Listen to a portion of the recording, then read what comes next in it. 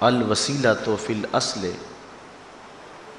ما یتوسل بہ الی الشیء ویتقرب بہ الیہ،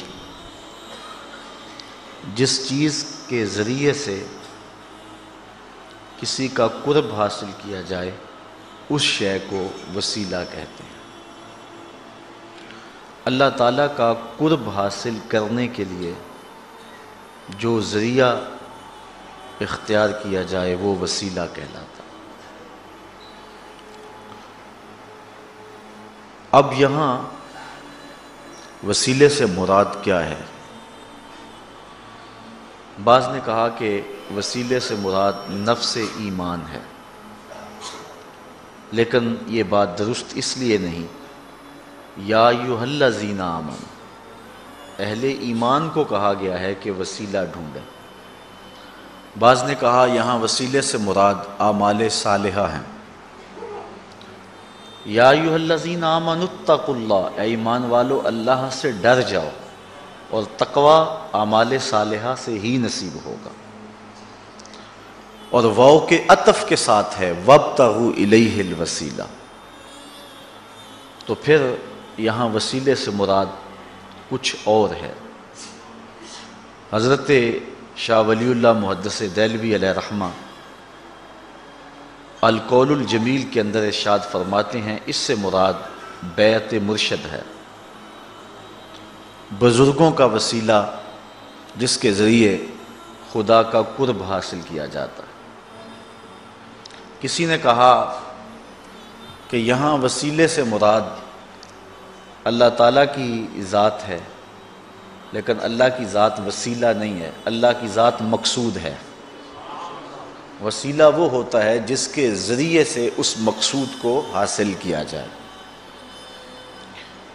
تو اللہ تعالیٰ جل شانہ کا قرب حاصل کرنے کے لیے وسیلہ ذوات کا بھی ہو سکتا ہے، اعمال کا بھی ہو سکتا ہے، نفس ایمان بھی وسیلہ ہے۔ بعض لوگ وسیلے کا مطلق انکار کر دیتے ہیں، بالکل وسیلہ ہوتا ہی نہیں، اس میں وہ نا آشنائی یا ضد یا ہٹ درمی کی وجہ سے ایسا کرتے ہیں۔ وسیلہ اعمال کا ہو سکتا ہے، اس میں پوری امت میں کہیں کوئی اختلاف نہیں پایا جاتا، یہ بات ذہن میں رکھیں۔ اعمال صالحہ کے وسیلے سے اللہ کا قرب حاصل کیا جائے، اس میں امت کے اندر کوئی اختلاف نہیں ہے۔ ذوات کا وسیلہ کہ کسی شخص کے وسیلے سے اللہ کے حضور دعا مانگی جائے، اس کے حضور عرض کیا جائے، وہ شخص نبی بھی ہو سکتا ہے، غیر نبی بھی ہو سکتا ہے، ولی بھی ہو سکتا ہے، تو اس کے بارے میں اختلاف پیدا ہوا۔ سب سے پہلا شخص جس نے اختلاف کیا، امام نبہانی علیہ رحمہ فرماتے ہیں اول من انکر التوسل والاستغاثہ والنداء ہوا ابن تیمیہ۔ پہلا شخص جس نے وسیلے کا، توسل کا، استغاثہ کا اور ندا کا انکار کیا وہ ابن تیمیہ ہے۔ اس سے قبل امت میں اس عنوان سے کوئی اختلاف موجود نہیں تھا۔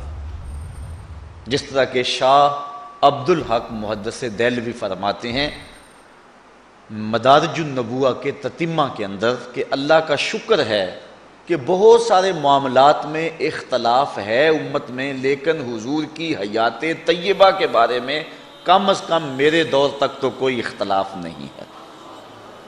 یہ آج سے 300 سال قبل یہ بات، 300-400 سال قبل یہ بات کہہ رہے ہیں حضرت شاہ عبد الحق محدث دہلوی علیہ رحمہ۔ تو معلوم ہوا آج امت کے اندر یہ بھی اختلاف ہے تو یہ شیخ کے بعد پیدا ہوا ہے۔ شیخ سے قبل باقی جتنی بھی صدیاں گزری ہیں حضور کی حیات طیبہ کے بارے میں امت میں کوئی اختلاف نہیں ہے۔ سارے یہی کہتے تھے تو زندہ ہے واللہ، تو زندہ ہے واللہ، میرے چشم عالم سے چھپ جائے۔ تو یہ 200-300 سال ہی ہیں جن سالوں کے اندر گڑبڑ پیدا ہوئی ہے، ورنہ اس سے قبل عقائد ستھرے تھے، چشمے صاف بہہ رہے تھے اور پینے والے بھی سیراب ہو کے پیتے تھے۔ لیکن جس طرح آج کل صاف پانی ملنا مشکل ہے، اس طرح صاف دین ملنا بھی مشکل ہو گیا۔ جگہ جگہ جو ہیں وہ گندے نالے شامل ہو کے اصل صاف پانی کے اندر شمولیت کر گئے اور کوئی پانی بھی صاف نہیں رہا ہے۔ تو اب بھی ہمیں ڈھونڈنا چاہیے کہ دین خالص کہاں سے ملے گا۔ تو ان دو باتوں پر غور کرنے کی ضرورت ہے۔ شیخ عبدالحق محدث دہلوی کسی عام شخص کا نام نہیں ہے۔ سرفراز احمد صفدر گکھڑوی لکھتا ہے کہ بر صغیر پاک و ہند میں میری نظر میں شیخ محقق سے بڑا اور بالغ نظر محدث نہیں دیکھا۔ وہ سب سے بڑا اور بالغ نظر محدث شیخ عبدالحق محدث دہلوی علیہ رحمہ فرما رہے ہیں کہ اللہ کا شکر ہے بڑے موضوعات پہ اختلاف ہوا لیکن حضور کی حیات طیبہ میں اختلاف تو نہیں ہے۔ اور امام نبہانی کہتے ہیں اول من انکر التوسل والاستغاثہ والنداء ہوا ابن تیمیہ، پہلا شخص جس نے توسل کا استغاثہ کا انکار کیا وہ ابن تیمیہ تھا، ورنہ پہلے سارے جھولی پھیلا پھیلا کے حضور کی بارگاہ میں استغاثہ کیا کرتے تھے اور حضور کے وسیلے سے دعائیں مانگا کرتے تھے، اور اللہ تعالیٰ حضور کے وسیلے سے مانگی ہوئی دعا اور حضور کے صدقے سے مانگی ہوئی التجا کو قبول فرماتا تھا۔ اور یہ صرف حضور کے آنے کے بعد ہی نہیں، حضور کے آنے سے قبل بھی حضور کے وسیلے سے دعائیں مانگی جاتی تھی۔ قرآن مجید اٹھائیں، اللہ تعالیٰ ارشاد فرماتا ہے وَكَانُوا مِن قَبْلُ يَسْتَفْتِحُونَ عَلَى الَّذِينَ كَفَرُوا فَلَمَّا جَاءَهُم مَّا عَرَفُوا كَفَرُوا بِهِ فَلَعنَةُ اللَّهِ عَلَى الْكَافِرِينَ۔ یہ یہودی یہ حضور کے آنے سے قبل حضور کے وسیلے سے دعا مانگا کرتے تھے۔ اوس و خزرج پر اور دیگر قبائل پر وہ دعا مانگا کرتے تھے کہ یا اللہ اس آنے والے نبی کے صدقے سے ہمیں ان پر فتح دے۔ وَكَانُوا مِن قَبْلُ يَسْتَفْتِحُونَ عَلَى الَّذِينَ كَفَرُوا،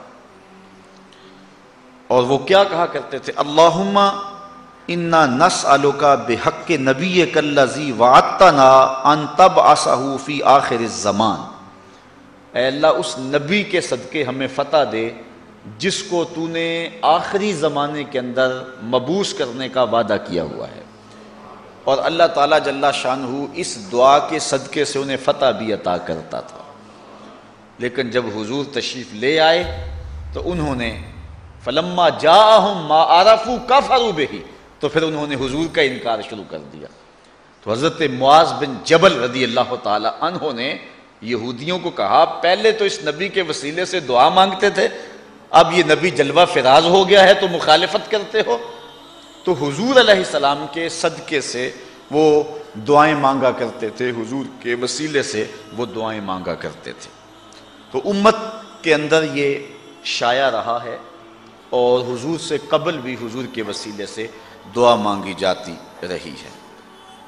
آقا کریم علیہ السلام کی نبوت کے اعلان سے قبل بھی حضور کے صدقے سے دعائیں مانگی جاتی۔ حضور کی عمر ہے 9 سال اور بارش نہیں ہو رہی۔ حضور کے چچا جناب ابو طالب کے پاس لوگ آئے کہ بارش نہیں ہو رہی، کچھ کیجئے۔ کہا بھی کچھ کرتا ہوں۔ حضور کو اٹھایا، کعبۃ اللہ کی دیوار کے ساتھ حضور کی ٹیک لگائی اور کعبہ کی طرف رخ کر کے کہا مالک میں اس گوری رنگت والے بھتیجے کے صدقے سے تیری